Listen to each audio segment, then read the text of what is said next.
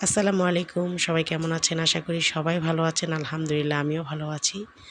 তো আজকে আমি রান্না করব গরুর বিরিয়ানি। আর গরুর বিরিয়ানির জন্য এখানে ১ম এ আমি মাংসটাকে রেডি করে নিচ্ছি। তো মাংসটাকে রেডি করার জন্য আমি সকল মসল্লা দিয়ে এটাকে ভালো করে মেখে রেডি করে নেব।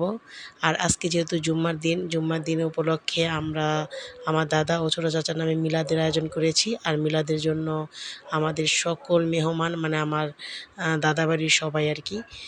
সবাই আমাদের বাসায় চলে এসেছে। আমার সকল ফুপুরা, কাকা-কাকি, চাচাতো বোন, ফুফাতো বোন, ফুফাতো ভাই সবাই।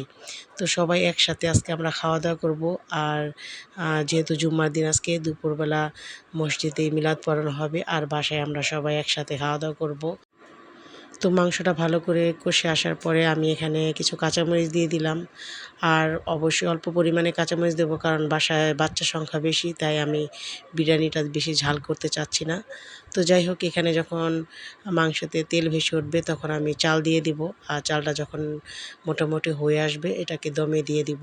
আর যেহেতু মিলাদ, তাই আমি সকাল সকাল তো মিষ্টি নিয়ে এসেছি, সেটা মসজিদে দিয়ে দিয়েছি। আর এইদিকে বিরিয়ানিটা হয়ে গেছে। এখন বাসার সবাইকে আমি নিজের হাতে বেড়ে দিচ্ছি। তো আমাদের পরিবারের সবাই যখন এসেছে, তাই মানে আমি চেষ্টা করেছি আমি পারফেক্টভাবে রান্না করার জন্য। এই যে আমাদের বাচ্চা পার্টি সবার আগে বসে পড়েছে, কারণ তারা যেহেতু ছোট, তাদের ক্ষুধাও লেগেছে। তো সবাইকে একসাথে খাবার দিয়ে দিয়েছি।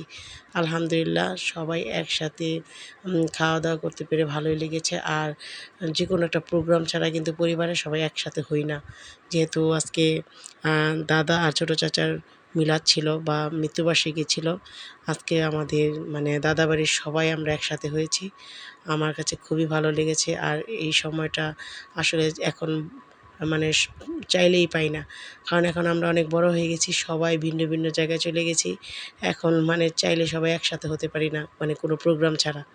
তো আজকের দিনটা আমার কাছে সবসময় স্মরণীয় হয়ে থাকবে এবং আমি আমার স্মৃতির পাতায় সবসময় এগুলো রেখে দেব। তো সবাই ভালো থাকবেন। আর আমার দাদা আর ছোট চাচার জন্য দোয়া করবেন। আল্লাহ হাফেজ।